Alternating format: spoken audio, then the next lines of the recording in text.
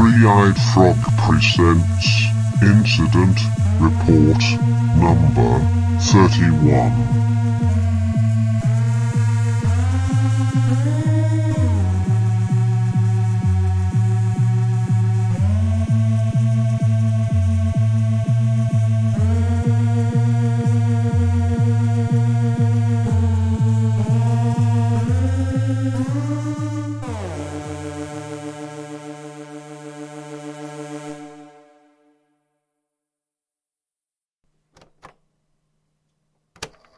I don't understand why HR must leave all these bloody incident report slips on my desk. They're a waste of paper at best and petty at worst. The only one I think warranted a write-up in the first place was when we both looked behind the bookshelf together. Still haven't done anything about what's back there. Not sure I ever will.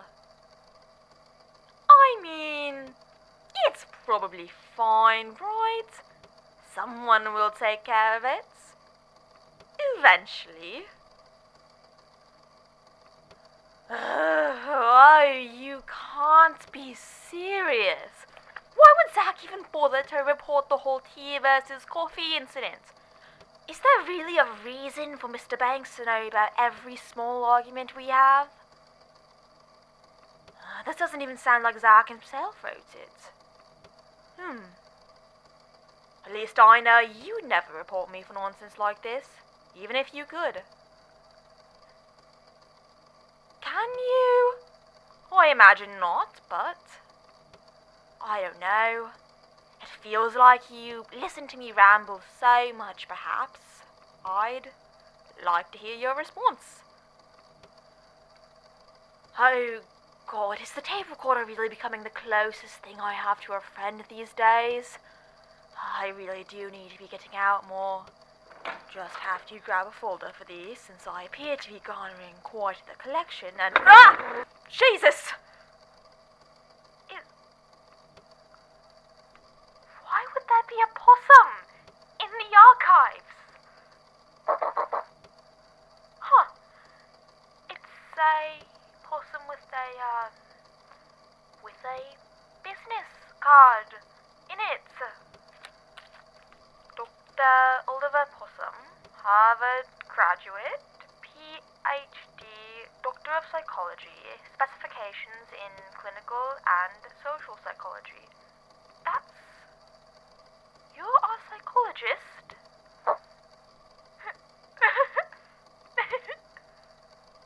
oh, right then. Sorry for the, rude introduction, Dr. Possum.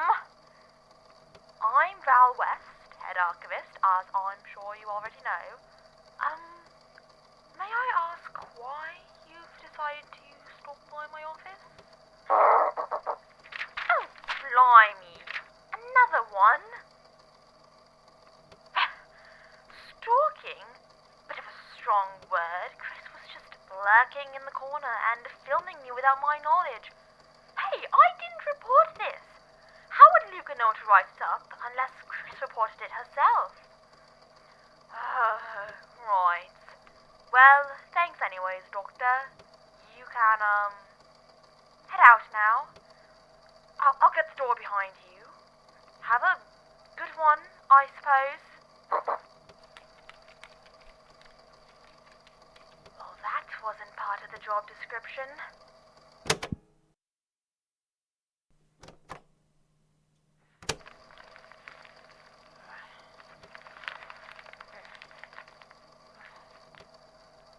Aha! Yes! Finally!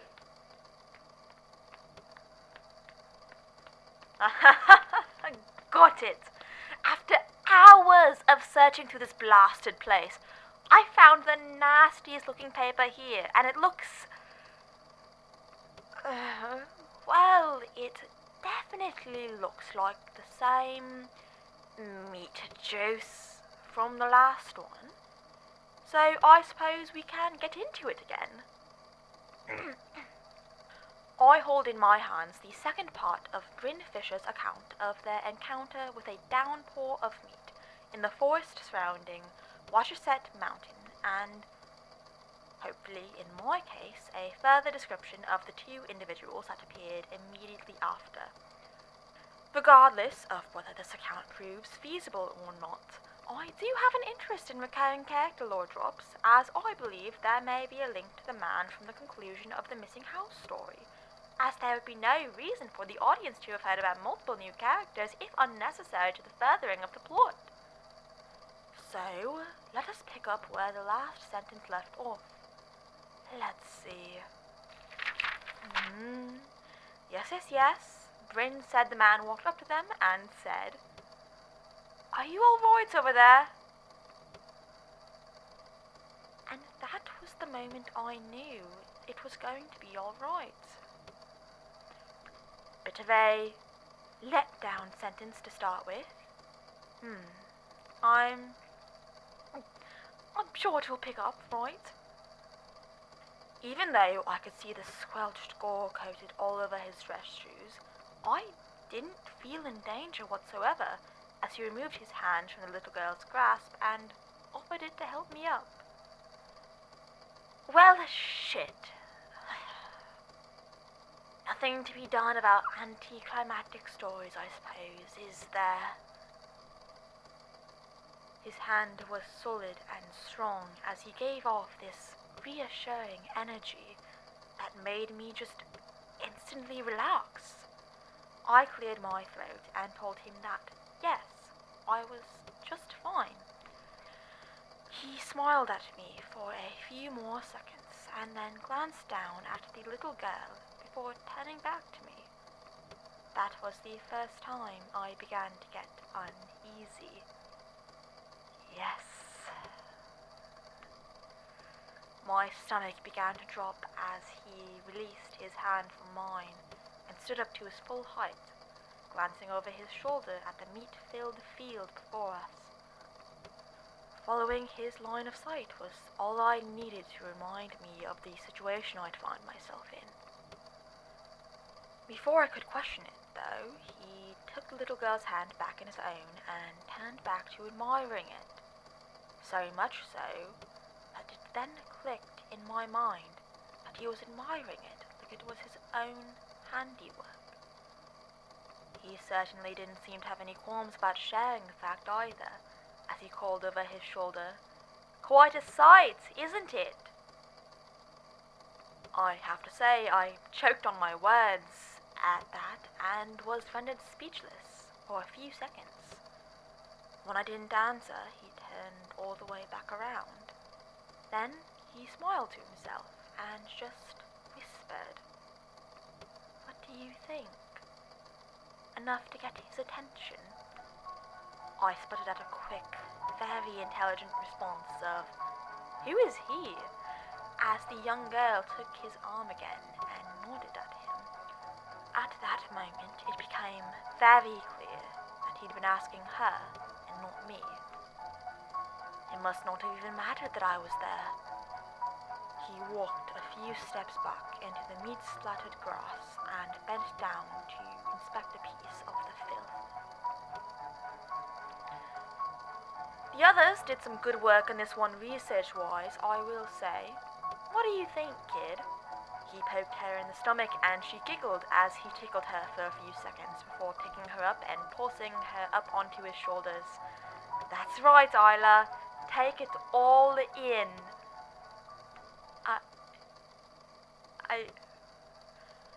Sorry, friend, I'm just not used to having any useful tidbits of information from the people who give these stories.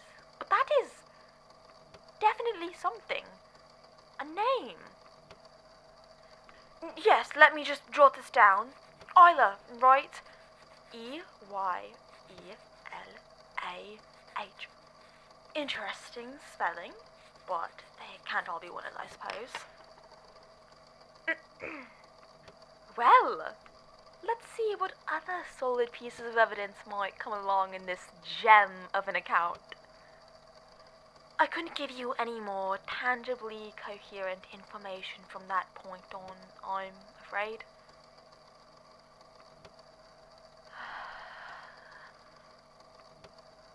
Well, I guess that's not entirely true. Are you bloody kidding me? What I really mean by that is that they decided to leave me to my own devices after that. Like, I didn't just leave, right? I'm not that dull. I was still confused and intrigued by the sight in front of me, and I knew the two of them had something to do with it. And yet, it seemed that the slight interaction I'd had with them was the most solid evidence I'd be receiving, as the man had deemed me not important enough to be of any concern. I just watched as the little girl rested her chin on top of his head contentedly, and nodded, seemingly in agreement. He just kept on walking forward, inspecting the field and humming a slight tune, leaving me standing there in shock, unsure of what to do with myself. And, well, I hesitate to say this next part because of how it might make me look in opposition to everything I've just said. I need to stress, I understood that something here was fundamentally not correct. I knew that he had something to do with it. I knew that the little girl who was unbothered by all of the going-ons here was likely something out of a shitty Stephen King novel. Now, Miss Fisher, there's really no need for that kind of language. Neither I nor my little lady here have any interest in hearing those kind of profanities. That is to say, though, that when I saw the man begin to slip, I couldn't just let her fall off. I mean, I could understand the situation. The ground was slippery with, well, you know what with, and his foot lost purchase in the dirt at just the wrong moment. I was only a few steps away if I could just bound forward, so no matter what The Shining taught me about creepy kids, I reached out to grab her as he tumbled forward. I myself was unable to stick the landing, but I was able to get her in my arms and land on my own back into a pile of slowly warming meat to keep her from injuring herself, as pleasant as it was for me personally. She was just a kid, and I guess the parental instincts I'd always assumed I didn't have jumped out at the worst possible moment. But the burst of adrenaline didn't drown out the sickening crack that I heard as we fell. And yet there was no pain anywhere on my body. I sat up as quickly as I could, unfortunately taking notice of the heaping amount of dripping meat residue that had found its way onto my body as I'd landed. Taking a look over at the girl, I worried the awful noise had come from her, and fussed for a moment, asking the basics. Are you hurt? Is anything wrong? Anything broken? But she seemed completely alright. And that's when I heard the grumbling. Looking over, I could see that the man was lying face down in a pile of meat. He was quietly cursing to himself, saying something about of all the places for a rock to be and things like that. I quickly realized that the snapping noise had come from him in some form or another. I sat Isla up next to me and lunged forward to ask if he was okay. I'll spare you the gorier of details and the string of highly creative swears that this man invented in front of not only me, a stranger he'd just met, but also this child that he was clearly the guardian of. But the long and short of this is to say that he had managed to fall directly on his wrist at the perfect angle to smash it against the rock. I got him to stand up solidly and, still throwing my caution to the wind, asked him his name. He told me through clenched teeth. Samuel. How do you not consider that to be another valuable piece of information, Christ almighty? As he settled onto his feet, I saw the true extent to which it had snapped. The good arm was now cradling a completely limp wrist. Now, I'm not going to say what my impulse is telling me to say. All to say, he was pretty badly injured, and I know that wrist injuries can be tricky, so I'd already resolved in my head to get him to a hospital. He was in enough pain that he seemed pleased for the offer, and happily followed me back out to the forest to my car. My car that I'd forgotten was currently out of commission, which had been the whole reason I'd gone exploring in the first place. I thought for a few minutes before I decided that the AAA guy would be there soon enough, and it was better to get these two sat down comfortably if I could, even if it would be a minute before I could get him to a hospital. Now, I know what you're thinking. Bad idea to let two strangers in your car, period. Even more so if you've just witnessed them take part in the creation of a meat storm. But I was trusting my gut on this one, and my gut said I was safe. So I went through with it. Honestly amazed you made it to the Institute to tell us this at all with that attitude, Mix Fisher. And now comes another piece of this story that paints me out to be quite the fool. Oh, we're already at that point, I think, but carry on if you must. As soon as I had gotten Samuel into the front and Isla was sitting comfortably in the back, I began to explain the unfortunate timing and the issue with my car. To which Samuel simply responded, "Did you accidentally hit the dimmer switch or something?" And of course, I, who panics at the slightest hint of car issues, said, "The what?" So, this is to say, I guess that there's this little switch in most cars that controls whether the dashboard lights actually function in daylight or not, and I'd bumped into it or something. So, nothing was actually wrong with the car other than my inadequacy surrounding its operation. You know what? This is one of the things I can't even make fun of. Car problems are the worst thing I can imagine happening to me. Carry on, Mix Fisher. Samuel pointed the switch out to me. I flicked it back up to the brightest it could go, and voila! Good as new. And at that moment, I decided to speed back to the city and run him to the hospital. So, there I was, leaving the ER, when what do I see but the Institutes. And don't get me wrong, I've heard of you guys before, but it had always seemed like such a joke to me. But after the experience I'd had, and now that Samuel was being properly looked after, the events of the day came crashing down on me, and I realized that, hey, maybe that meat shower was a little strange. So I came in. I'll admit I was a little all over the place when I arrived, speaking pretty loudly about the whole thing, and mind you, still covered in meat juice, causing a scene, when your boss came in, probably overhearing all that ruckus, and asked me if there was a problem. Guess the SparkNotes version of it spilled out of my mouth to him in the next few seconds, but his eyes went from polite disinterest to quick investment when he heard that I'd just taken a man named Samuel and a little girl to the hospital a few blocks away. He quickly excused himself then and there and rushed out the door. And, well, here I am then. That's it. What do you think? Am I losing it? I'll be perfectly honest, I don't know what to think. I was ready to write this off as another idiot sob story, begging for some reparation they hardly deserved. But I do think it's worth following up with Mr. Banks. It seems he may have more information on the case, if the last segment is to be believed.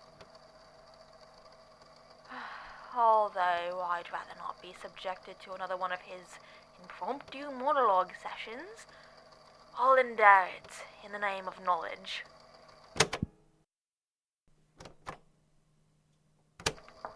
Yes? Come on in. Ah, Val, something I can help you with?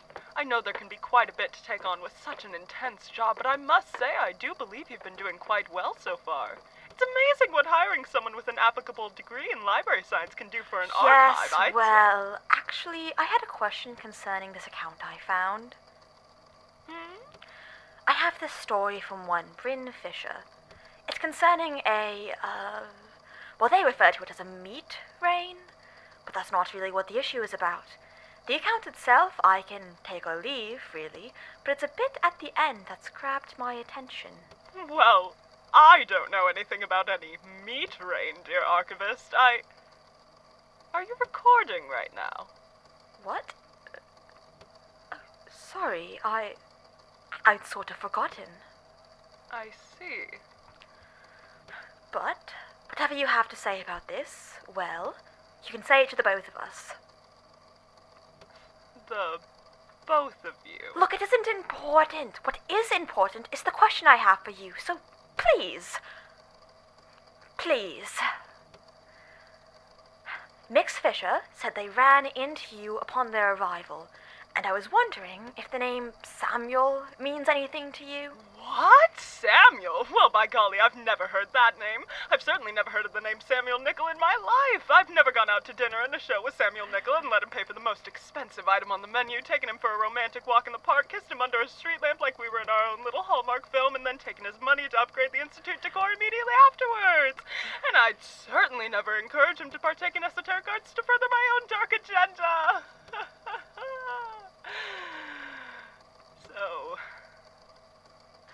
So indeed. Guess that'll be my cue to leave, then.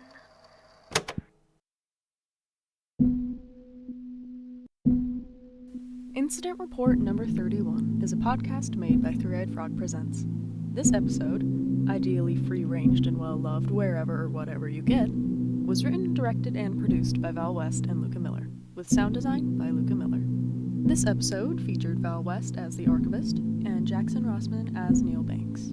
Music for this episode was produced by Luka Miller and Sebastian Valenzuela. To keep up with the show and find transcripts, make sure to follow us on our Twitter at IR31POD and at our Tumblr at Incident Report 31. To contact us with any questions or concerns, feel free to email us at incidentreport31@gmail.com. Thank you for listening.